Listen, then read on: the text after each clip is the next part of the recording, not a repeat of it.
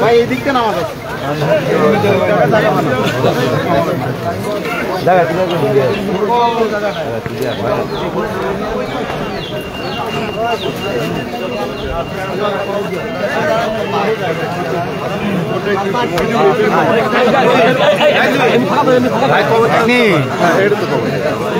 নিচে নিচে যাবো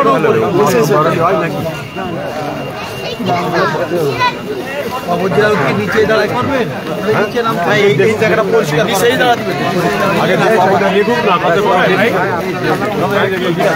রাস্তায় দাঁড়ায় গাড়ি ব্যাকে দিই ব্যাকে দাও মোটর সাইকেলটা সরানো ভালো এই যে ভাই টান দিই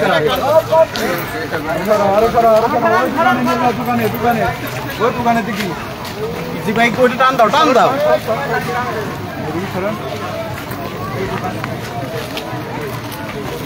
ভাই উপরে যাও উপরে যাও উপরে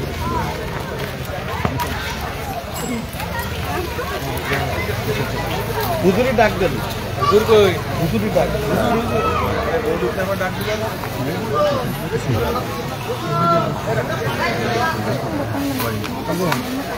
হ্যাঁ যাব ও সামনে যে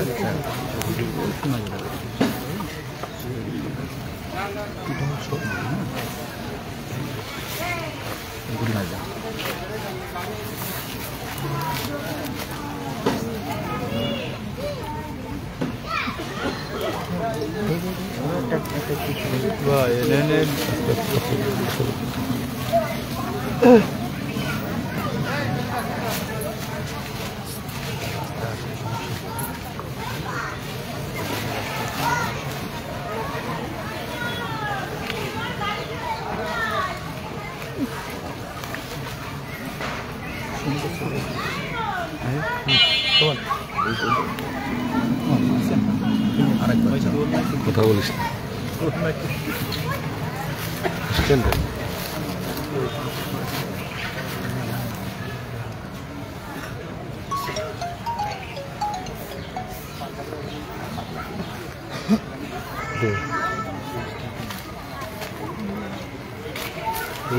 পরে দেখতেছি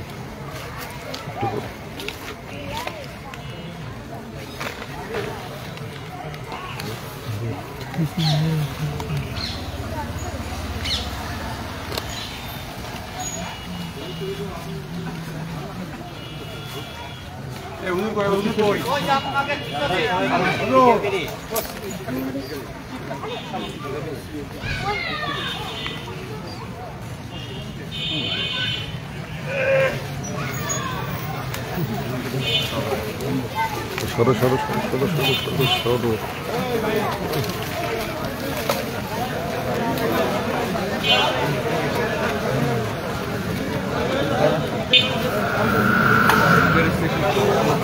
রাস্তা এরকম দেখে গাড়ি ঢুকে যাচ্ছে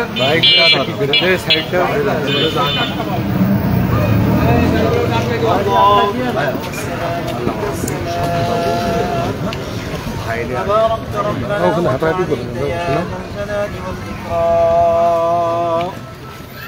ربنا يا ربنا يا ربنا ربنا ظلمنا أنفسنا وإن لم تغفر لنا وترحمنا لنكونن من الخاسرين ربنا آتنا في الدنيا حسنة وفي الآخرة حسنة وقنا عذاب النار ربنا فاغفر لنا ذنوبنا وكفر عنا سيئاتنا وتوفنا مع الأبرار رب العالمين أحكم الحاكمين أبنى الحكم أسر النماذج أدار پر رب العالمين এক মাকবরার পাশে দাঁড়ায় রব্বুল আলামিন আপনার কালামুল্লাহ থেকে যা কিছু সূরা কিরাত তেলাওয়াত করা হয়েছে আল্লাহ কয়েকবার আপনার হাবিবের শানে দুরূদ শরীফ পাঠ করা হয়েছে আল্লাহ ইয়ার সবটুকু লক্ষ কোটি গুণে বৃদ্ধি করিয়া সর্বপ্রথম বিশ্বনবী মুহাম্মদ মুস্তাফা সাল্লাল্লাহু আলাইহি ওয়াসাল্লাম সোনার মদিনা শহর মুবারকে আপনি পৌঁছায় দিন রব্বুল আলামিন। বাদ ওয়া ইসলাম থেকে এই পর্যন্ত যত নবী পয়গম্বর সাহাবা একরাম তাবেঈন আইম্মে মুজতাহিদিন খোলাফায়ে রাশিদিন মুমিন মুমিনাত যারা চিরতরে বিদায় নিয়ে গহীন অন্ধকার কবরে চলে গেছে আল্লাহ ইয়া রব্বুল আলামিন সকলের উপরে সবটুকু আপনি পৌঁছায় দিন আল্লাহ মেহেরবানি করে আমাদের মধ্যে থেকে যাদের জনগণ মা বাপ আত্মীয় স্বজন আপনজন যারা চিরতরে বিদায় নিয়ে গহীন অন্ধকার কবরে চলে গেছে সকলের উপরে সবটুকু আপনি পৌঁছায় দিন ইয়া রব্বুল আলামিন মেহেরবানি করে যেই মাইয়িতের উদ্দেশ্য করে আমরা আজকে এখানে হাজির হলাম মাওলা রব্বুল আলামিন কয়েকদিন আগে ইন্তেকাল করে চিরে বিদায় নিয়ে গহীন অন্ধকার কবরে চলে গেছে আল্লাহ তার রূহের উপরে সবটুকু আপনি পৌঁছায় দিন ইয়া রব্বুল আলামিন ইসলাম করে তার জিন্দেগীর সমস্ত গুনাহগুলিকে আপনি মাফ করিয়া দিন ইয়া রব্বুল আলামিন তার কবরকে আপনি জান্নাতের বাগান বানায় দিন আল্লাহ তার সন্তানাদি পিতা মাতা দুনিয়ার বুকে রয়েছে রব্বুল আলামিন আল্লাহ তার সন্তানাদি আপনজন সকলকে রব্বুল আলামিন ধৈর্য ধারণ করার তৌফিক দিয়া দিন ইয়া রব্বুল আলামিন তাদের সকলকে আপনার হাতে সুপর্দ করলাম তাদের সকলের ভালো মন্দ আপনি দেখাশোনা করেন রব্বুল আলামিন ইয়া রব্বুল আলামিন মেহেরবানি করে আপনি আমাদের সকলের জিন্দেগীর সমস্ত গুনাহগুলিকে মাফ করিয়ে দিন আল্লাহ আমরা যাতে অন্ধকার কবরের পথেও জোগাড় করে কবরে যাইতে পারি সে তৌফিক আপনি আমাদেরকে দান করেন রব্বিরহামহুমা কামা রব্বায়ানি সগীরা রব্বিরহামহুমা কামা রব্বায়ানি সগীরা اللهم اغفر لي حينا وميتنا وشاهدنا وغائبنا وصغيرنا وكبرنا وذكرنا وأنثانا اللهم من أحييته منا فأحيه على الإسلام ومن توفيته منا فتوفه على الإيمان سبحان ربك رب العزة عما يصفون وسلام على المرسلين والحمد لله رب العالمين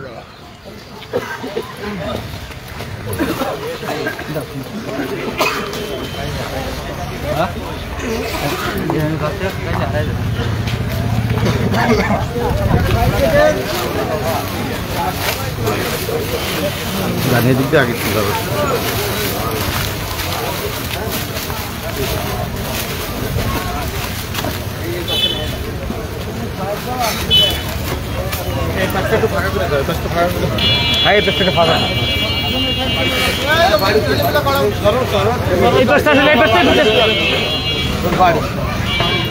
ইসলাম ইসলাম এ কালাম ভাই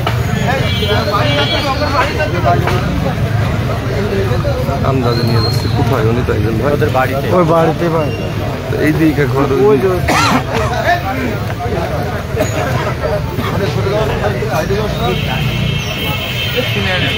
জেলা হসপিটাল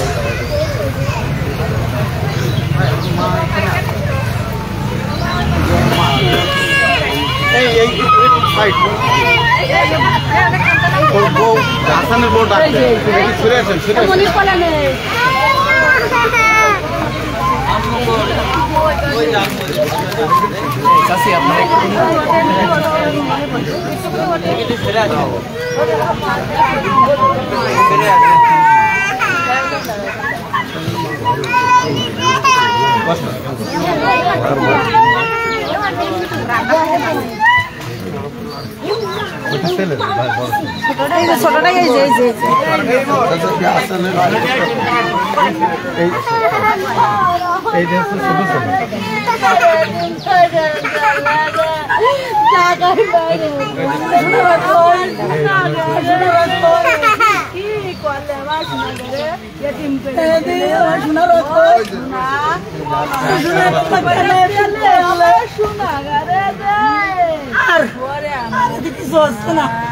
সন্তান মার সামনে গাছে ঝুলাই পিটাইয়ে করে কোনো বাতে সহ্য করতে পারবে কত পাই ধরিছি আমার সুরার মেরে না রে তোমরা যদি তোমাদের তো মা আছে কোন সন্তান যদি এইভাবে মারো কোন মাতে এই বুকি বাসন দেবে তো তবু সোনার আমার বাসাতি গেলে না আশাই ধুয়ে গেল না আমার পাথরে মরে গেল গো ও সোনা সোনা একটু সারা জীবন আমি কি করে শান দেব তুই যদি দেখি আমি বলবো শোনা শোনা কি করে বলবো শোনা শোনার কি করে হত্যা করলে শোনার সর্বাঙ্গ রক্ত জেনে গেছে সর্বাঙ্গ ইনি অপরাধে ইনি অপরাধে আমার শোনার কোনো অপরাধ ছিল না হাজারি করতে পারছি না আনতে হয় কিছু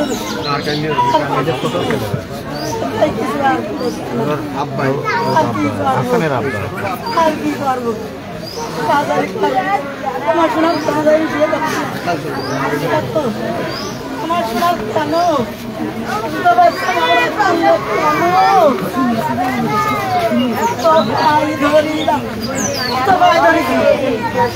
বাঁচাতে পারলাম না সোনা বাঁচাই গেল না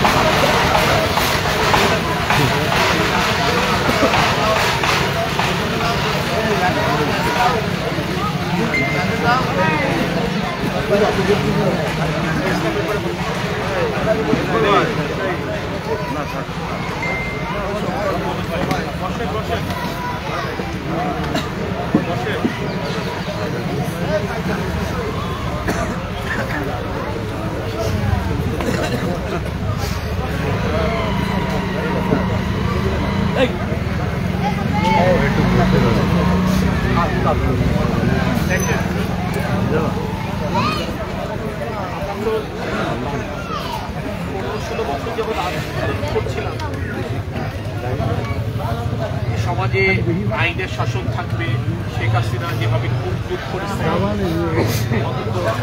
বিচার বহির্ভূত হত্যাকাণ্ড আর ঘটবে না। দুর্ভাগ্য যে শেখ হাসিনা চলে যাবার পরেও এরকম একটি ঘটনা ঘটে গেল। এটা কিন্তু আমরা স্বাভাবিক মৃত্যুকেই বলতে পারবো, একটি অস্বাভাবিক মৃত্যু, এবং আরো সুনির্দিষ্টভাবে যদি আমরা বলি এটা একটা বিচার বহির্ভূত হত্যাকাণ্ড।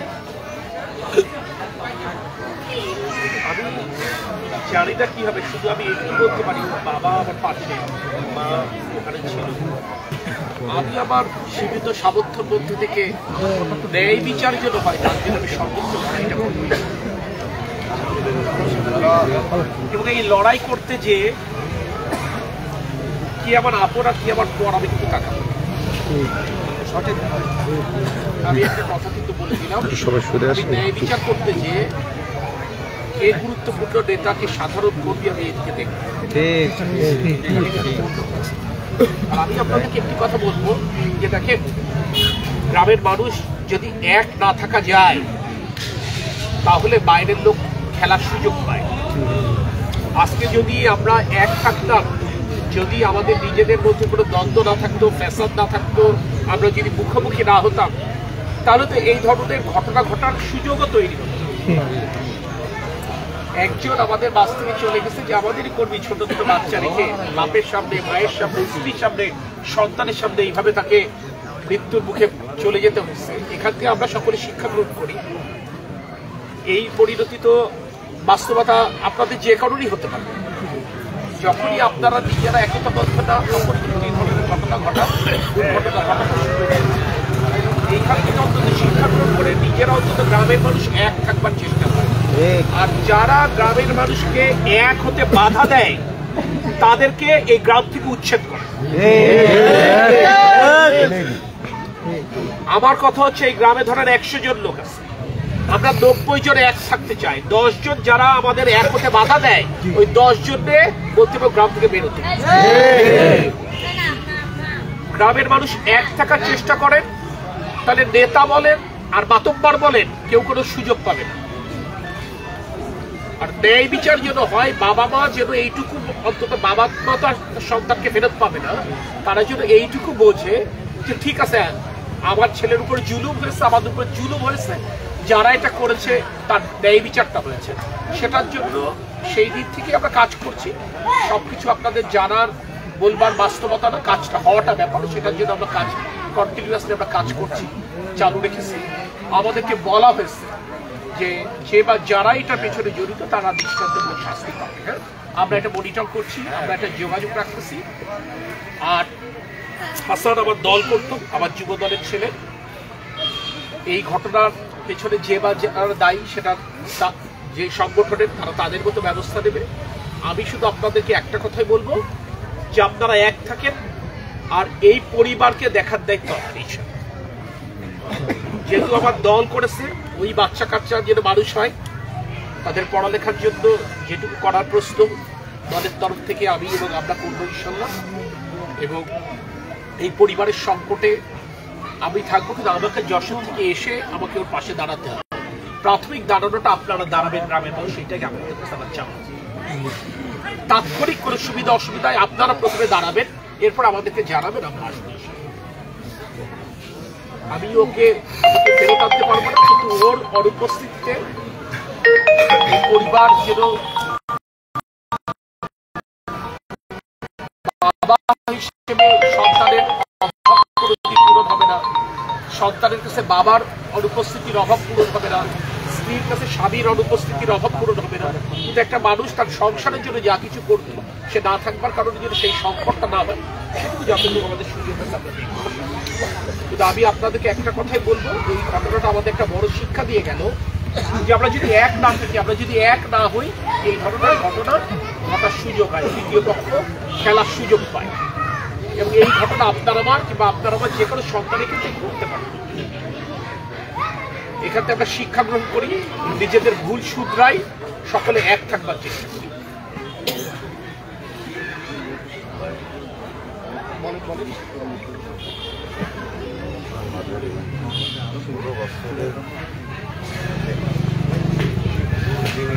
দাদা একটু জোরে বলে।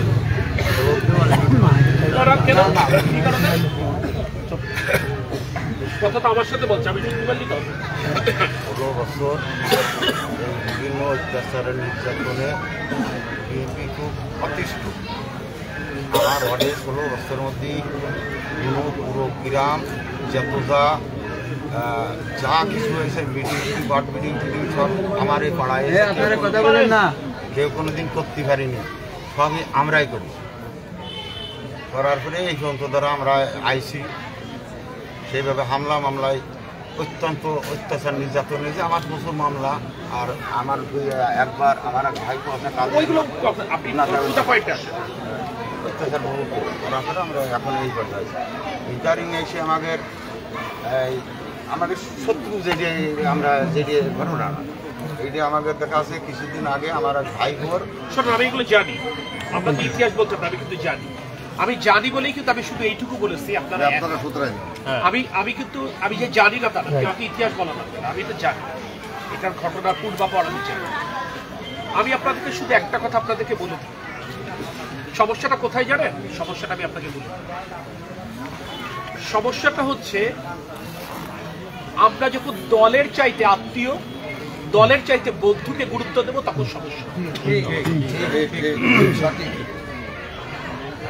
এই 16 বছর অত্যাচারিত যখন আমরা হয়েছি, তখন আপনার আমার বন্ধু কিন্তু পর হয়ে গেছে, আপনার আমার আত্মীয় কিন্তু পর হয়ে গেছে। যে বন্ধু আওয়ামী লীগ করতো, যে আত্মীয় আওয়ামী লীগ করতো, সে কিন্তু আপনাকে আমাকে কেউ বাঁচাইতে পারে। আজকে সেই আওয়ামী লীগকে বাঁচানোর ঐতিহাসিক দায়িত্ব আপনার আমার কারণ, ওই আওয়ামী লীগকে ঘাড়ে তোলার দায়িত্ব আপনার আমার কারণ না। আমি খুব স্পষ্ট কথা, আমি সমস্ত কিছু জানি, কিন্তু আমার কথা হচ্ছে আপনি আমার ইউনিয়ন কিংবা ওয়ার্ড কিংবা উপজেলার যত বড় নেতাই হন না কেন, আপনার যে আত্মীয় আওয়ামী লীগ করে, আপনার যে বন্ধু আওয়ামী লীগ করে, আপনি যদি তাকে বাঁচাতে চান তাহলে আপনি নিজে বাঁচবেন। এটা কিন্তু মাথায় রাখতে হবে। এই বার্তা আমি সবার উদ্দেশ্যে দিয়ে দিলাম। আমি একটা কথা বলতে পারবো না, কষ্টের কথা। আপনার কথাটা আপনাকে বুঝতে হবে। এটা আপনার কি বলা উচিত আর কি বলা উচিত না, আমার ধারণা আপনি এটা করে বুঝে উঠতে পারেন বলে আপনি কথাটা এটা বলতেছেন।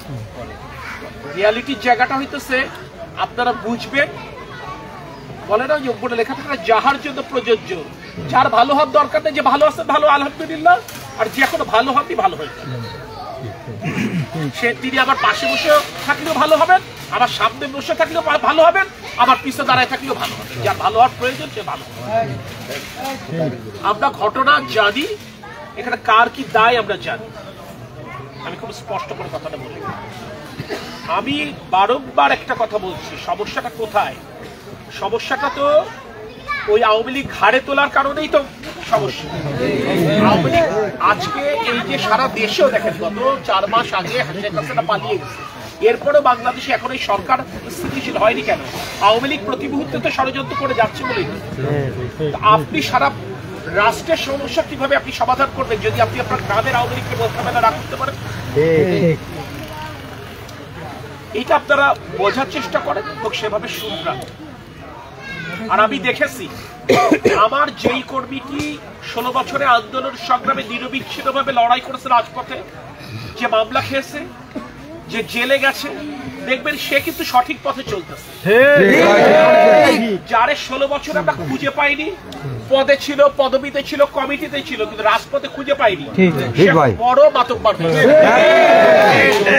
ওই মাতব্বর আলাদের মাতব্বরি থাকবে না ইনশাআল্লাহ। মাতব্বর আলাদের মাতব্বরি থাকবে না, এবং যদি কেউ মাতব্বরি করতে চায় সবাই মিলে, ওই জন্যই তো বলছে এক হইতে হবে। ওই মাতব্বর যদি আমিও সাজি, সবাই মিলে আমার ঘেঁটি ধরে বসাই দেবে। যদি আমি আপনাদের সাথে 16 বছরে না থেকে থাকি, আমার পদের কারণে আমার কথা শোনার দায় দায়িত্ব আপনাদের কারণে। আমার কথা কি বোঝা গেছে? 16 বছর হাসিনা বিরোধী আন্দোলন লড়াই যদি আমি আপনাদের সাথে না থেকে থাকি, তাহলে দল আমাকে একটা পদ দিয়েছে, কিন্তু আমি তরিকুল ইসলামের ছেলে বলে আমার কথা শোনার বাধ্যবাধকতা আপনাদের কারণ নেই। এটা হচ্ছে কথা খুব স্পষ্ট।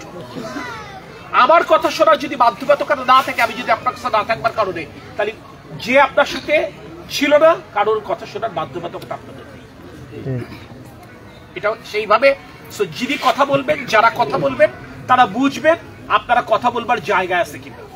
নিজের সম্মান, নিজের ইজ্জত যদি নিজেরা রক্ষা করতে পারেন আলহামদুলিল্লাহ, না রক্ষা করতে পারেন। আমার দলে বহু লোক আছে যিনি আন্দোলনে থাকতে পারেননি, কর্মসূচি থাকতে পারেননি, উনি এখন দলে আসতে চান, কোনো অসুবিধা নেই।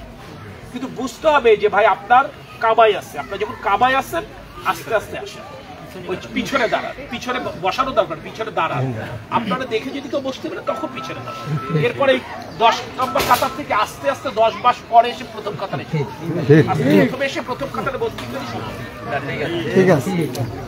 এই ব্যাপারগুলো বুঝে আপনারা চলেন। আমার ধারণা কোনো নেই। আরেকটা কথা বলি, যে ঘটনাটা ঘটে গেল তার পরিপ্রেক্ষিতে অনেক লোক এখন আপনাদের কাছে আসছে যাচ্ছে না, কথাবার্তা বলছে, কোনো বিচলিত হওয়ার কোনো কারণ নেই। কারণ যারা এই ঘটনা কিংবা দুর্ঘটনা কিংবা এই মৃত্যু কিংবা হত্যাকাণ্ডের সাথে জড়িত কিংবা দায়ী, বিচলিত তারা হওয়ার প্রশ্ন আছে। আমরা যারা দায়ী না, আমাদের কারণ বিচলিত হওয়ার বিষয়। আপনারা ভালো থাকেন। আমি শুধু বারংবার একটা কথা বলবো, এই পরিবারটার পাশে তাৎক্ষণিক কোনো সমস্যা আপনার পাশে থাকেন, বাদ বাকিটুকু আমরা থাকি। আর এই বিচারটা যেন ন্যায় বিচার হয়, পরিবারটা এইটুকু যেন সান্ত্বনা, মাঠাতে এটাই বলছি আমি, অন্তত ন্যায় বিচারটা চাই। এই ন্যায় বিচারটা আমরা নিশ্চিত করার এইটাই চাই। আর আপনারা গ্রামের মানুষ বসে, ওয়ার্ডের মানুষ বসে নিজেদের সমস্যার সমাধান, বাইরের লোকের দরকার আপনাদের সমস্যা আপনারা। আমি বারংবার বলছি, যারা ঐক্যবদ্ধ হওয়ার যারা বাধা সৃষ্টি করে, আচ্ছা এটা ব্রিটিশের, আমরা তো আমরা ব্রিটিশ শাসনের এটা ব্রিটিশদের তৈরি আর ইংল্যান্ড আমাদের মধ্যে বিভক্ত করে আমাদেরকে শাসন করতে আমরা একতা বন্ধ থাকলে এই শাসন করা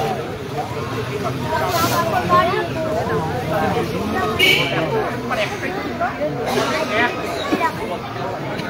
আর যারা অপরাধ করেছে তারা সংশোধন হোক। আমি বিশ্বাস করি এই পরিবার বা দলের লোক, আর যদি সংশোধন না করে জীবনের কর্ম আড়াল করতে চান, জায়েজ করতে চান, নিজের দোষ অন্যের কাছে দিতে চান, তাহলে আমি বিশ্বাস করি গ্রামবাসী আমাদের কাউকে ক্ষমা করবে। আমরা তো মানুষ, আমাদের ভুল কারণ হইতে পারে, ইচ্ছাকৃত হোক অনিচ্ছাকৃত হোক। সেই উপলব্ধির জায়গা থেকে যদি আমরা সংশোধন হয়ে যাই আলহামদুলিল্লাহ। আর সংশোধন না হলে এটার মূল্য রাজনৈতিক মূল্য বলেন, সামাজিক মূল্য বলেন, সব ধরনের মূল্যই কিন্তু আমাদেরকে দিতে হবে। আমি আপনাদেরকে বারংবার বলবো, এই একটা ঘটনা আমাদের শিক্ষা দিল যে একতাবদ্ধ না থাকলে কি এখান থেকে আমরা শিক্ষা গ্রহণ করি এবং সেটা এই একটা গ্রাম একটা ওয়ার্ডের শিক্ষা আমি বিশ্বাস করি সকল গ্রাম সকল ওয়ার্ড এই শিক্ষাটা গ্রহণ করি।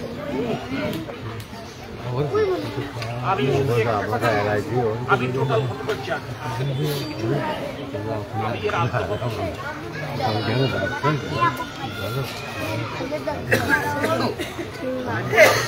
যিনি ন্যায়ের পথে আছেন বা যারা ন্যায়ের পথে আছেন, সঠিক পথে আছেন, তাদের কারণ বিচলিত যিনি ন্যায়ের পথে ছিলেন না তার বিচলিত হওয়ার জায়গা থাকে।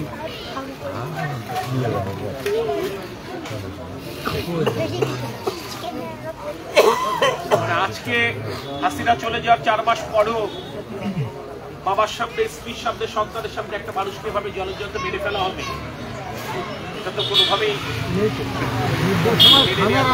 তাও এইরকম নির্যাতন করে নিয়েছিল, তাও বাসায় রেখেছে।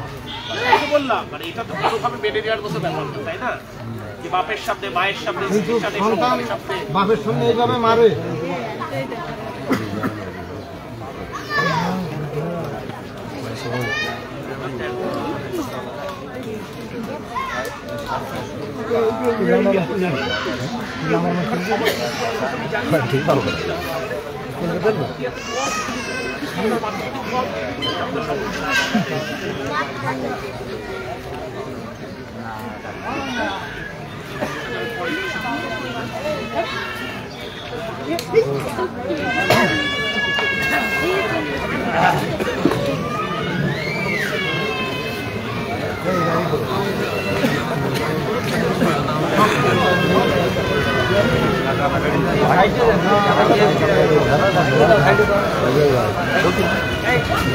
কত টাকা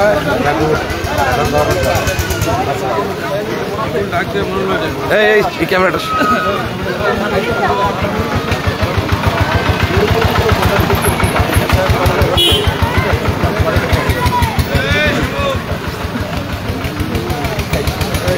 গাড়ি চলে আসছে, একটু সাইডে গাড়ি চলে আসছে, গাড়ি চলে আসছে, গাড়ি চলে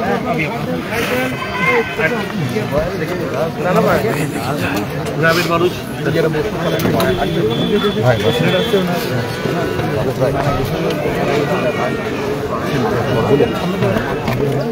ভাই ভাই ভাই কত ভাই ঠিক আছে, বাসায় যাওয়ার বাস্তবতা গ্রামের লোক বসে এগুলো ঠিক আছে।